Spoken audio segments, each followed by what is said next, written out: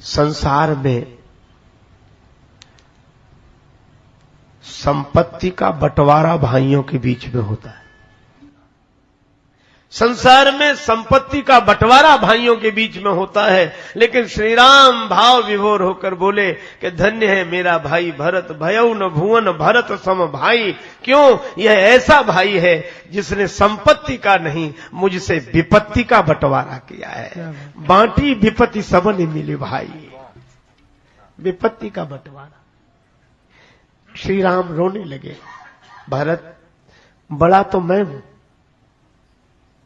और तुम मुझसे छोटे हो। संपत्ति होती तो तुम्हारे हिस्से में ज्यादा जाती, बड़ा छोटे पर प्रेम करे कि भाई तुम जरा ज्यादा ही रख लो, हम बड़े हैं इतने में ही संतोष कर लेंगे, तुम छोटे हो। लेकिन श्री राम कहते हैं कि भरत इस बंटवारे में विपत्ति का बड़ा हिस्सा तुम्हारी तरफ गया है।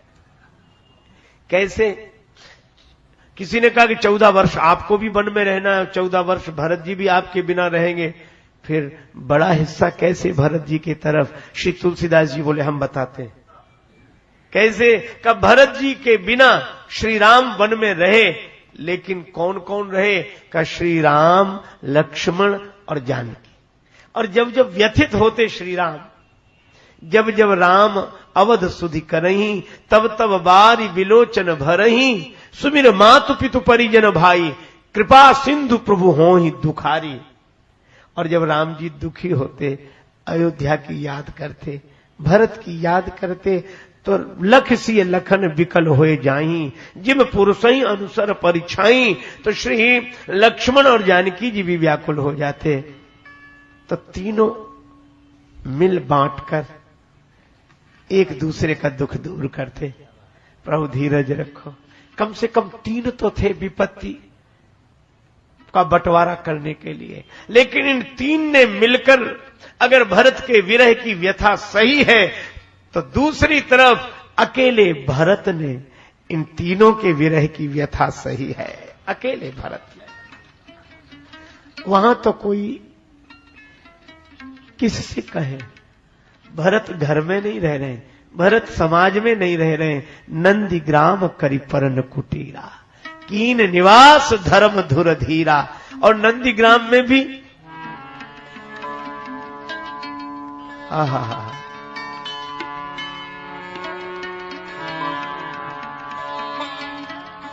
मही खनी कुश साथरी, समाधि मही खनी कुश साथरी,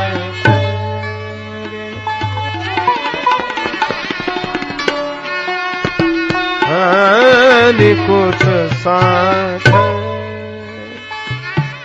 भरत जी ने नंदीग्राम में भी जमीन खोदकर गुफा बनाई, कुशासन बिछाया। किसी ने कहा एकांत में बैठे थे तो ये गुफा खोदकर क्यों बैठे, छिपकर क्यों बैठे? भरत जी बोले मैं किसी को मुंह दिखाने लायक नहीं हूं, इसलिए यहां बैठा। तो नंदीग्राम की कुटिया में भी अकेले थे, फिर गुफा की क्या जरूरत थी? ये नीचे क्यों बैठे हो, जमीन पर ही बैठते। श्री भरत बोले मेरे श्री राम इस समय वन में जमीन पर ही बैठे हैं, अगर मैं भी जमीन पर ही बैठूं तो सेवक और स्वामी का भेद क्या रहेगा? जिस दिन मेरे श्री राम सिंहासन पर बैठेंगे उस दिन मैं भूमि पर बैठूंगा। अच्छा ठीक है, लेकिन ये गुफा क्यों बनाई? ऋषि हो, तपस्वी हो, मुनि हो, इसलिए? श्री भरत बोले नहीं नहीं ऐसी बात नहीं। कहा फिर उन औरों को यह गुफा लगती होगी, मुझे गुफा नहीं लगती। क्यों? बोले इस गुफा का जन्म हुआ कब? जब पृथ्वी को खोदा गया, पृथ्वी का खनन किया गया तो ये गुफा निकली, पृथ्वी से गुफा का जन्म हुआ। और श्री भरत कहते हैं यह क्यों भूल जाते हो कि किसी और का भी पृथ्वी से जन्म हुआ। किसका? का जानकी माता का भी पृथ्वी से ही जन्म हुआ है। तो मुझे नहीं लगता कि मैं गुफा में बैठा हूं, मुझे तो लगता है कि मैं जानकी माता की गोद में बैठा हूं। यह गुफा मेरे लिए गुफा नहीं, सीता मैया की गोद है। यह है सिया राम प्रेम पीयूष पूरन होत जन्म न भरत। अच्छा, और जब रात्रि के वातावरण में आकाश की ओर देखता हूं और आकाश की नीलिमा दिखाई देती है। आकाश की नीलिमा देखकर मुझे नीलाम मुझे श्यामल श्री राम याद आ जाते हैं। और कितना बढ़िया भाव है कि ऊपर नीलिमा राम जी की याद दिलाती है, नीचे गुफा जानकी माता की याद दिलाती है। अर्थात नीचे ममतामयी माता की गोद है और ऊपर राम जी जैसे पिता की छोह छत्र छाया है। और माता की गोद और पिता की कृपा छाया में बैठकर आनंद से सीताराम सीताराम कर रहे हैं श्री भरत। और पुलक गात ही असी रघुवीरु, नाम जी है जप लोचन नीरू। यह है श्री भरत, सिय राम प्रेम पीयूष पूरन होत जन्म न भरत को। अच्छा, एक अद्भुत बात, आज श्री राम जी ने कहा कि अब निर्णय कर लो कि विपत्ति का पक्ष किधर है। मोही भावे कही आवे ना, भरत जू की रहनी भावे कही ना, भरत जू की रहनी मोहि भावे कही आवेगा भरत। सीता रघुवीर लखन बिरह पीर सहनी, मोहि भावे कही आवेगा भरत।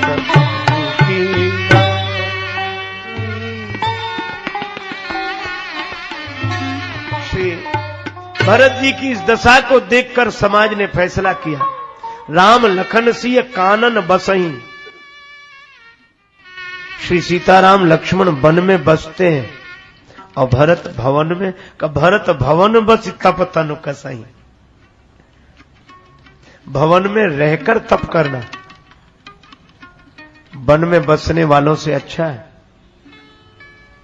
दूह दिस समुझ कहत सब लोगु, सब विधि भरत सराहन जोगु।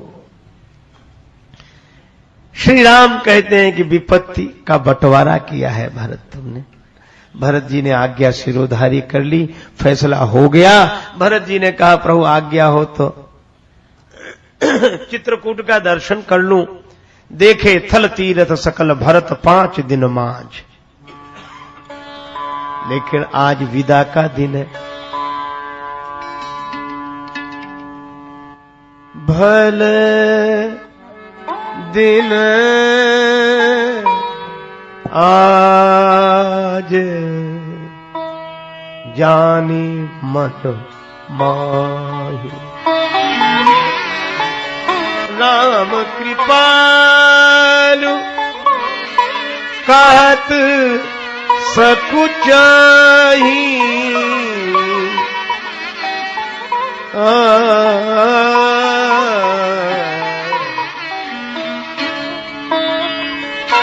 इस दृश्य को देख लो जरा, बड़ा अद्भुत दृश्य है।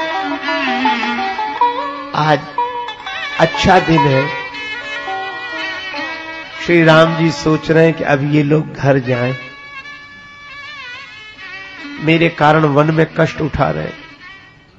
लेकिन राम जी इतने संकोची हैं कि वे यह कह नहीं सकते कि जगत में पधारो, खबर नहीं पल। अच्छा, संकोची के साथ एक कठिनाई भी होती है, को खुद नहीं बोल पाता, सोचता है कि हमारी बात दूसरा कोई कह दे। इसलिए इस दृश्य को देखना, सभी बैठे हैं, राम जी भी बैठे हैं। भले दिन आज जान मन माही, राम कृपालु कहत सकुचाही। तो संकोच हुआ तो देखा कि कोई और कह दे, तो गुरु नृप भरत सभा अवलोकी। राम जी ने पहले गुरु जी की तरफ देखा, शायद गुरु जी बोलते हैं। फिर जनक जी की तरफ, भरत जी की तरफ, सारी सभा की ओर देखा। लगा कि कोई नहीं बोलने को तैयार है। तो सकुच राम पुण्य अवनि बिलोकी, राम जी संकोच में पड़कर फिर पृथ्वी की ओर देखने लगे। और राम जी का जो ये शील देखा, सभी के आंखों में आंसू आ गए, सबका हृदय भाव से भर गया कि धन्य है, बहुत देखे पर राम जी जैसा कोई नहीं। शील सराही सभा सब सोची, कहूं न राम सम स्वामी संकोची। राम जी जैसा संकोची स्वामी कहीं, सेवक संकोची हो यह बात समझ में स्वामी के सामने, पर राम जी ऐसे स्वामी, उन्हें सेवकों का संकोच है कि कैसे कह दें कि जाओ। कहूं न राम सम स्वामी संकोच। लेकिन आहा, कोई नहीं बोला। क्यों नहीं बोले? राम जी ने गुरु जी की तरफ देखा कि गुरु जी कह दें कि बस राम अब हम लोग जा रहे हैं, सबको लेकर जा रहे हैं। गुरु जी क्यों नहीं बोले? गुरु जी बोले हम अगर ये बोलेंगे तो हम गुरु जी नहीं रहेंगे। क्यों? बोले गुरु जी का काम भगवान से जीवों को मिलाना है कि मिले मिलाए को अलग करना है।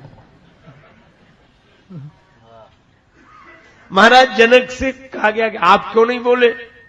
जनक जी बोले हम राजा हैं और राजा के यहां लोग न्याय निर्णय के लिए आते हैं। जब राजा न्याय कर देता तो कहता भाई तुम्हारा फैसला हो गया, आप जाओ। जनक जी बोले हमने किया क्या है जो कह दें कि जाओ? सभा में से भी कोई नहीं बोला। कौन बोले? सभा वाले भी सोचते कि जब तक राम जी के पास रहे ठीक ही है, काहे को कहकर और मुसीबत लेते हो। लेकिन एक ही है, सिया राम प्रेम पीयूष पूरन, हो तो जन्म न भरत को। बस यही अंतर है प्रेम में। कितने ऊंचा स्वार्थ हो, यह भी एक स्वार्थ है कि हम राम जी से दूर ना हो, पर यह परम उच्च कोटि का स्वार्थ है। स्वार्थ सांच जीव कहां एहा, मन क्रम वचन राम पद नेहा। सच्चा स्वार्थ है। लेकिन श्री भरत इनसे आगे। गुरु जी भी राम जी से अलग नहीं होना चाहते, जनक जी नहीं होना चाहते, कोई आदमी अयोध्या का अलग नहीं होना चाहता है। और राम जी को ये संकोच है कि कैसे इनसे कहें कि जाएं। लेकिन आप देखो, सब लोग श्री राम के बिना रह लेते हैं, लेकिन भरत ऐसे हैं जो राम जी के बिना नहीं रह पाते हैं। तो भरत जी को तो और मौन रहना चाहिए। लेकिन भरत जी बोले कि अपने स्वामी को संकोच में डालकर अपने स्वार्थ की पूर्ति करना, यह सेवक का धर्म नहीं है। राम जी संकोच में है। हमें जो पीड़ा होगी सो होगी, पर राम जी को संकोच में न डालें।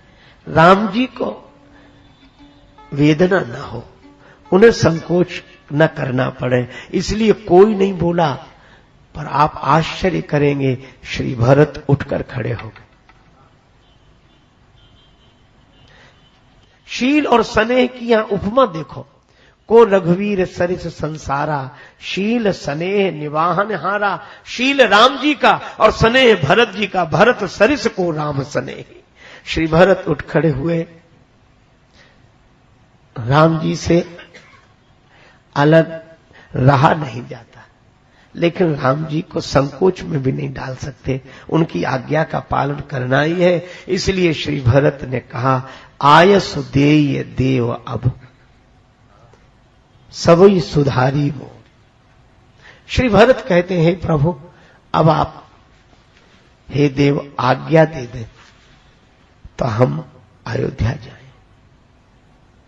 फिर वही बात है, वाणी भरत जी की है पर बात राम जी की है।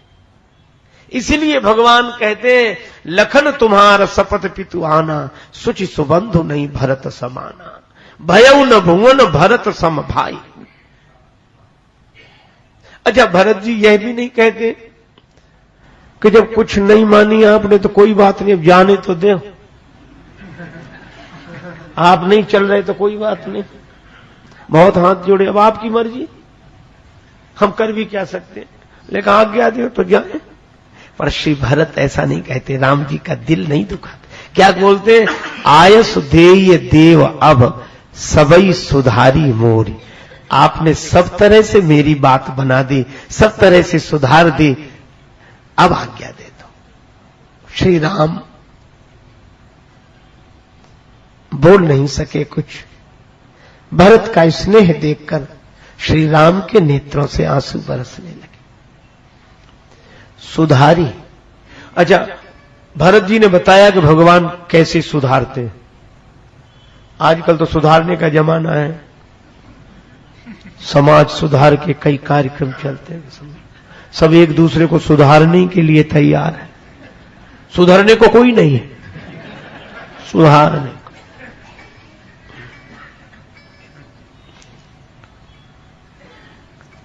कोई मिल जाए। एक आदमी की आदत थी सबको सुधारने की, कोई मिलता वो तो उसी को उपदेश देता, और वो थैला टांगे घूमते ही इसलिए तक कोई मिले जिसे समझाए। एक दिन जा रहा था हमेशा की तरह, एक आदमी सिगरेट पी रहा था, बैठा बैठा वहां खड़ा हो गया, वो मौका मिल गया उसे। ये सिगरेट पीते हो, बहुत बुरा व्यसन है, पैसे की बर्बादी है, स्वास्थ्य बिगड़ेगा। और वो कुछ सुन ही नहीं रहा, वो पिए जा रहा है और वो कहे जा रहे हैं। और वो बोला कि अगर 50 रुपए भी रोज सिगरेट पर खर्च करते हो तो सोचो महीने में कितने खर्च हुए, फिर साल भर में कितने, और कोई 20 साल से तो तुम सिगरेट पी ही रहे हो। अगर तुम न पीते तो कितना पैसा बचता। और ये सामने 2 मंजिला इमारत दिखाई दे रही है, यह तुम्हारी होती, लेकिन तुमने इसमें बर्बाद कर दिया पैसा। वो फिर भी नहीं बोला, सिगरेट पीता रहा। और जब वो अपना भाषण दे चुके तो उसने सिगरेट पीकर उन्हीं की तरफ देखा, बोले तुम सिगरेट पीते हो? बोला नहीं मैं नहीं पीता, तभी तो तुम्हें समझा रहा हूं। तो तुम सिगरेट नहीं पीते ना? तो बोली ये इमारत तुम्हारी है?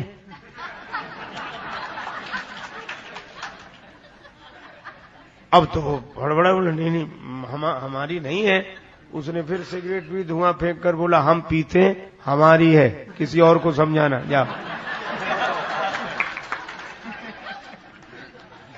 सब एक दूसरे को सुधारने लगे। सुधरना कोई नहीं चाहता। अच्छा, एक और अजीब बात, क्यों यहां आज के दिन बड़ी अच्छी बात आई, सुधारने का ढंग होना चाहिए। और समाज को सुधारने का ढंग समाज सुधारकों को राम जी से सीखना चाहिए। परिवार को सुधारने का ढंग, मित्रों को, साथियों को सुधारने का ढंग क्या है? देखी दोष कबहू न उर आने, सुनि गुण साधु समाज बखाने। दोष देख भी ले तो दिल में न रखे।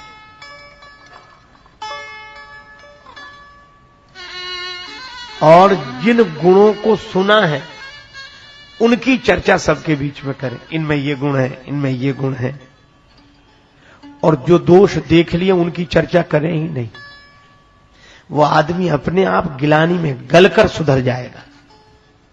यूं सुधार सन्मान जन, सम्मान पूर्वक सुधारना इसे कहते हैं। जैसे मान लो कोई सिगरेट पी रहा, आपने देख लिया, कहा कुछ नहीं, चले आए, वो कितना लज्जित रहेगा। मत कहो आप उससे ना। और जो उसके गुण नहीं है उसकी चर्चा करो, बड़े अच्छे आदमी, इनमें ये विशेषता है, इनमें ये विशेषता है। वो सोचेगा कि इन्होंने खुद देखा है हमें सिगरेट पीते, पर उसकी चर्चा नहीं करते। और जो गुण नहीं है उनकी चर्चा करते हैं। अरे ऐसे भले आदमी का संग पाकर तो हमें भी सुधर जाना चाहिए। और आपने कहा क्यों सिगरेट पी रहे थे? वो कहेगा नहीं, आपकी मर्यादा की वजह से कह रहा है कि नहीं। अच्छा, झूठ भी बोलते हो? नहीं नहीं नहीं, अरे हमने खुद देखा। एक तो गलत काम करते, ऊपर से झूठ बोलते हो। वो कहेगा नहीं नहीं पी रहे थे, पी रहे थे, कैसे माना कि नहीं? दूसरे कहते जाने, अरे जाने क्या, तो झूठ भी बोलते हैं। ज्यादा कहोगे तो, जब 5-7 बार कहोगे तो 8वीं बार वही कहेगा पी रहे थे तो पी रहे थे, तुम्हें जो दिखाई दे तो कर लेना। सुधर गया समाज।